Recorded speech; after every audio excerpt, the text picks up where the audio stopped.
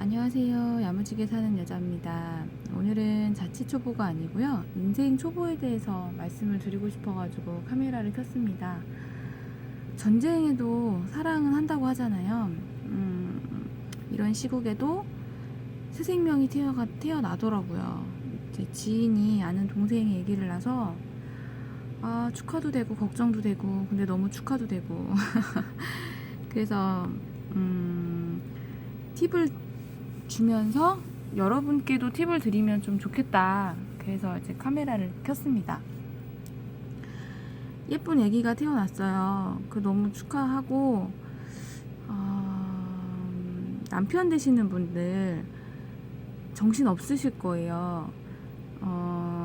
라떼는 저희 때는요. 라떼는 뭐 시뮬레이션 할 수 있는 아기 인형도 없었고 뭐 요새는 애기 인형 뭐 기저귀도 갈아보고 이렇게 품에 안아도 보고 그러니까 애기가 뭐 반응이 막 웃을 수도 있고 자세가 불편하면 막 칭얼대기도 하고 막 이러더라고요. 그래서 이렇게 좀 애기에 대해서 한번 이제 연습을 좀 할 수 있는 기회가 있어서 덜 걸리적거리긴 한데 저희 때는 정말 남편이 배우자님이 할 수 있는 게 아무것도 없었어요. 그냥 걸리적거리고 근데 이분들도 본인이 뭘 해야 될지를 전혀 몰라요. 그래서 욕을 많이 잡수셨죠?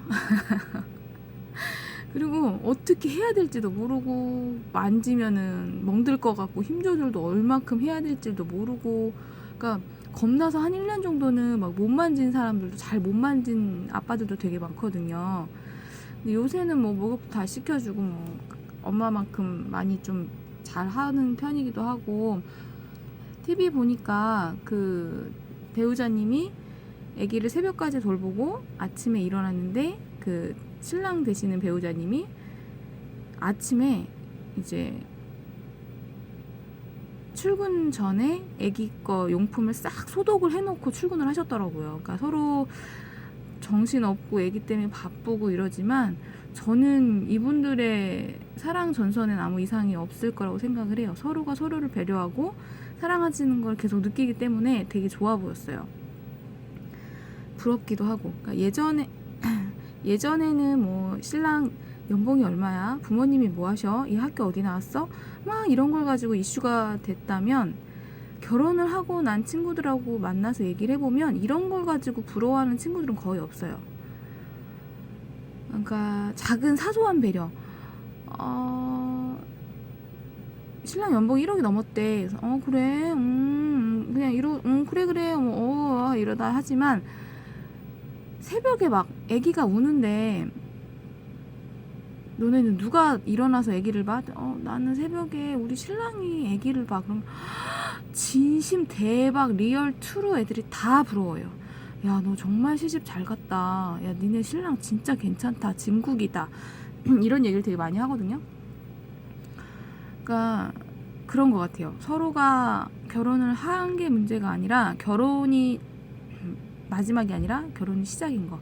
같이 계속 배려하면서 성장하면서 같이 아기를 키워나가면서 그러면서도 뭐 계속 소통하면서 키워나갈 수 있는 그런 관계가 친구들이 제일 부러워하는 관계라고 저는 생각을 들고요.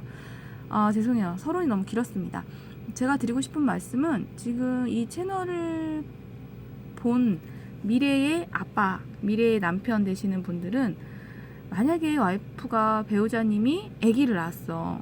하루 이틀은 둘 다 정신 없어서 괜찮지만 한 3, 4일, 3일, 4일, 5일 때쯤 뭐 집에 가서 계실 수도 있고 뭐 산후조리원에 계신다 그러면 한번 간호사님한테 물어봐서 뭐 평소에 좋아했던 뭐 여러 가지 간식들 있잖아요. 좋아했던 음식도 사가면 좋지만 그런 걸 먹어도 되냐 수유하면서 뭐 한번 물어보면서 사가시고 한번 꽃을 한번 선물을 해보세요.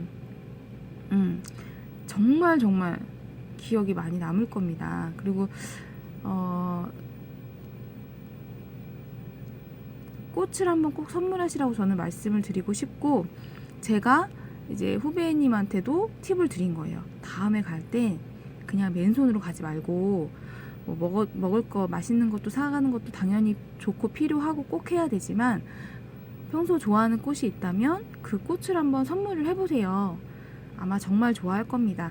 그리고 산후 우울증이라는 거 있잖아요. 저는 전문가가 아니에요. 반드시 정도가 심하다 생각하시면 의사 선생님이시라든지 아니면 전문가 선생님하고 꼭 상의를 해보세요. 하지만 제가 아기를 낳은 친구들을 쭉 보면서 이 친구들이 공통적으로 하는 말들이 다 있어요. 첫 번째는 내가 얘를 낳았다고? 내가? 얘를? 정말? 본인이 아기를 낳은 거에 대해서 굉장히 놀래해요. 내가 이렇게 한 아이를 낳았다고? 내가 내 몸에서 이런 아이가 나왔다고? 다들 이런 반응을 보입니다. 굉장히 놀랬고 신기해서 계속 쳐다봐요. 보고 또 보고 내가 낳았다니 보고 뒤돌아서서 또 보고 자 그렇게 되거든요. 그리고 너무 웃긴 건 저는 가족이 아니잖아요. 친구잖아요. 근데 이제 애기들 쭈루룩 다 눕혀 있잖아요. 누워 있고 자는 애기, 뭐 우유 먹는 애기, 뭐 우유 먹고 이렇게 토닥토닥 해주는 애기, 여러 가지 애기들이 다 쭈루룩 누워 있어서 정말 얼굴이 주먹도 안 돼요. 그 주먹만한 얼굴이 다 있는데 너무 신기한 건 세상에 그 얼굴에 엄마의 얼굴이 들어가 있고 아빠 얼굴이 녹아져 들어가 있어요. 너무 신기하지 않아요? 너무 신기하지 않아요? 그게 너무 신기해요. 그리고 엄마 아빠는 어디다 애들을 위치를 계속 바꿔주거든요. 좀 이렇게 앞쪽에 좀 투명한 유리가 있으면 앞쪽에서 다들 앞쪽을 선호하니까 계속 그 자리를 좀 로테이션을 해주세요. 그런데 어디다 갖다 놔도 엄마 아빠는 그냥 바로바로 찾아요.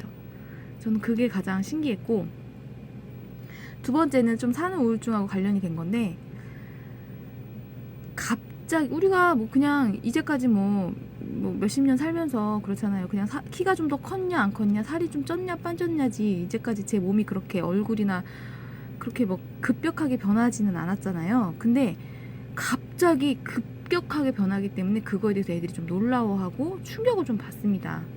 네. 근데 이거를 그러니까 천하의 그 김희선 님도 아기를 낳고서 화장실을 갔는데 자기 얼굴을 못 알아봤대잖아요. 그 정도로 급격하게 본인이 변했기 때문에 속된 말로 갑자기 확 진짜 모든 게 변하기 때문에 좀 자신감, 자존감이 다 많이 떨어지거든요. 그래서 이때는 뭐 아마 이론적으로는 다 아실 거예요. 남편의 역할이 중요하다 어쩌다 막 얘기를 하는데 이걸 먼저 말씀드릴게요. 처음 일주일은 보통은 내복을 입고 있어요. 머리도 안 감아요. 그러니까 제 친구가 아기를 낳고 누워있는데 화장실을 가려고 이렇게 손목을 힘을 빡 주고 일어났어요. 이렇게 손목을 딱 짚고서 침대에서 일어나서 화장실을 갔다 왔는데 이 친구 하는 말이 그 다음 해부터 바람이 불면 손목이 시큰시큰하다고 얘기를 해요. 그러니까 절대로 온 몸 어딘가에 힘을 한 곳에 힘을 본인이 일어나지 마세요. 어머니가 계시면 엄마 저 좀 일으켜주세요. 솔직히 시어머니가 계시더라도 어머님 죄송한데 저 좀 일으켜주세요. 시어머님도 여자잖아요. 애기 낳았기 때문에 몸에 힘을 주면 안 된다는 걸 알고 계실 거예요. 그리고 요즘 시어머님들은 며느님 딸같이 많이 대하세요. 그래서 일으켜달라, 신랑한테 자기 좀 일으켜달라 이렇게 얘기를 해서 몸에 절대 힘을 주지 마세요. 그 힘 준 부분이 친구들 말에 의하면 다음 해 때부터 바람이 불면 그 부분이 시큰시큰하다 이렇게 표현을 하고요. 또 한 친구는 한여름이어가지고 내복을 입어라 했는데 여름에 웬 내복이야 이래서 얘는 반바지를 입고 있었어요. 내복을 입지 않았습니다. 근데 이 친구가 제 이름을 부르면서 누구누구야 이러더니 다음 해부터 바람이 불면 정확하게 그 반바지 입었던 그 밑에 부분 있죠. 반바지 길이의 그 밑에 부분에 다리에 감각이 없어진대요. 겨울 되면. 그래서 그 한여름에도 다들 내복을 입고 있는구나 라는 거를 친구들이 이제 시행착오를 겪으면서 이제 알게 된 거거든요. 그래서 일주일은 머리도 못 감고 한동안 2-3주나 계속 내복을 입고 있어야 돼요. 찬물 샤워 당연히 안 되죠. 그러니까 요때는 조금 냄새도 나고 불편해 하잖아요. 그러니까 조금 이제 잠깐 얼굴 보시고 좀 피해 주시고, 그 다음에 신랑분한테 드리고 싶은 말은 그래도 간헐적으로 꽃도 사주시고, 그러니까 예전에 데이트했을 때 뭐 겨울이면 뭐 붕어빵 같은 것도 사가고, 뭐 자기야 이거 맛있는 것도 사가고, 왜 그냥 이렇게 알콩달콩 했었던 거를 그냥 그대로 해주세요. 아, 나는 여자로서 너무 자신감이 없고, 나 이제 너무 이렇게 외모로서 갑자기 훅 변했잖아요. 그래도 그냥 똑같이 한결같이 대해주면 다시 자신감도 생기고 자존감도 올라갑니다. 가장 완벽했던 답변, 그리고 너무 제가 부러워하는 커플이 동상이몽의 소희연님, 임교진님. 정말 너무너무 예쁘게 사시더라고요. 근데 그분이 여행을 가셔서 이렇게 둘이 나란히 침대에 누워가지고, 아, 이제는 애기 둘 낳은 아줌마인데 뭐가 이쁘냐 이렇게 얘기를 하셨는데, 그때 임교진님이 애기 둘 낳아도 내 눈에는 세상에서 자기가 제일 예쁘다라고 얘기를 해주셨어요.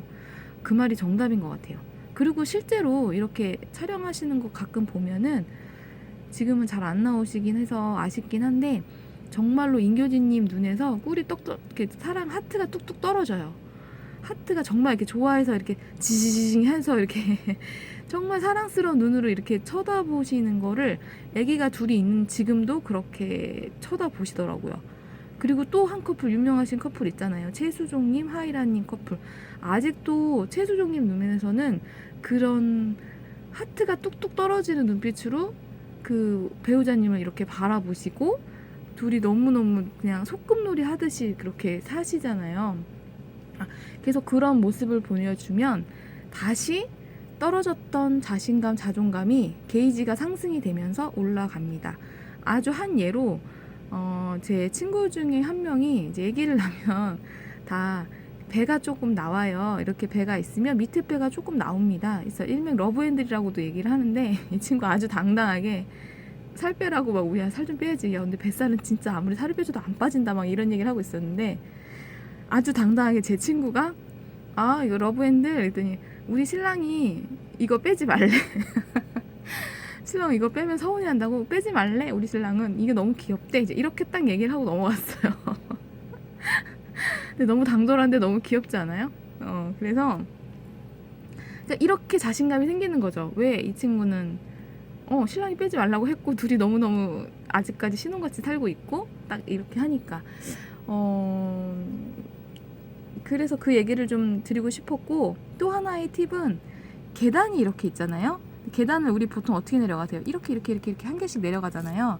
혹시나 아기를 가지신 분들은 절대 이렇게 한 발씩 내려가시면 안 돼요. 가급적 계단을 이용하지 마시고, 계단을 이용하실 때 정말 부득이하게 이용하신다 그러면 그 계단을, 손잡이를, 그 기둥을 꼭 잡으시면서 한 발 한 발 천천히 내려가시고, 한 칸을 내려갔으면 그 밑에 칸을 밟는 게 아니라 다시 이 똑같은 칸, 그래서 잠깐 균형을 잡으시고, 워낙에 살이 급격하게 많이 쪘기 때문에 예전처럼 이렇게 내려가시면 자칫 잘못하면 균형을 잃을 수가 있어요. 그래서 누가 있으면 도움을 받아서 같이 내려가시는 게 제일 좋고, 만약에 혼자 내려가시더라도 그 옆에 기둥 있잖아요. 꼭 한 발씩 잡고 내려가시고, 하나 내려가면 이렇게 천천히 같은 계단을 디디셔서 다시 균형을 잡고, 또 한 칸 내려가시고, 또 이렇게, 이런 식으로 내려가야지, 예전처럼 우리가 이렇게 그냥 내려가시면 잘못하면 균형을 잃을 수 있다라는 말씀을 드리고 싶고요. 그리고 또 두 번째 공통적으로 한 얘기는 그거죠. 예전에 소원이 각자가 다 달랐다면, 아기를 낳은 후에 친구들의 공통적인 얘기는, 한 번도 깨지 않고 8시간 정도 그냥 한번 푹 자고 싶다, 이렇게 소원이 좀 많이 바뀝니다. 그러니까 좀 그래도 주말 같은 경우에, 휴일에는 좀, 물론 둘 다 서로 피곤하시겠지만 좀 와이프 좀 늦잠 잘 수 있도록 좀 배려를 해주셨으면 좋겠고, 또 하나는 가장 공통적으로 하는 얘기가 그거예요. 제 이름을 부르거나, 누구야 우리 진짜 엄마한테 잘하자. 그러니까 저는 그 전에 우리의 이슈랑 관심사가 뭐 가방이었고, 뭐 누가 어쨌대 백이었고, 몇 평 이사를 갔고 막 이랬다라면, 아기를 낳고 난 이슈는 그냥 사람이 됩니다, 드디어. 그래서 우리 부모님한테 정말 잘하자, 엄마 아빠한테 정말 잘하자, 엄마한테 정말 잘하자, 아기 나면 사람 돼요. 그거는 엄마 아빠 다 마찬가지겠지만 이런 공통적인 몇 가지 얘기를 합니다. 그래서 말씀을 좀 드리고 싶었고 후배한테 정말 고생했고 너무 축하하고 아기를 보러 갈 수 없으니까 많이 촬영해서 보내주길 바라고 건강하길 항상 기도하고 그런 마음으로 도움이 되셨으면 좋겠고, 아기 낳기 정말 급박한 순간에 남편이 꼭 있어야 되잖아요. 그러니까 미리미리 살짝 나가서 조금 시간 여유가 되면 미리미리 식사 다 챙기시고 다 드시고 오세요.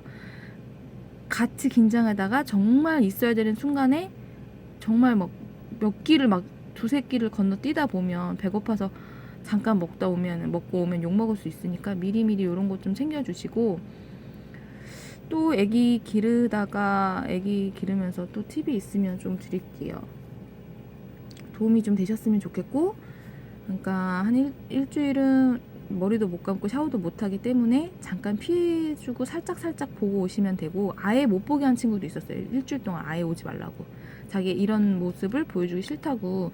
그런 친구도 있었지만 그냥 살짝 걱정되니까 보고 오시고, 그다음에 그때 예전에 그런 데이트 했던 것처럼 똑같이 그 하트가 뚝뚝 떨어지는 눈빛으로 너가 제일 예뻐 이렇게 해주시면 그래도 금방 그 자신감, 떨어졌던 자신감, 자존감 다 회복되실 거고, 괜찮으면 옷도 좀 이제 예전에 입었던 옷 사이즈가 안 맞아서 거의 못 입거든요. 그러니까 옷도 좀 사주시고 이렇게 데이트하는 기분으로 이렇게 해주시면 아마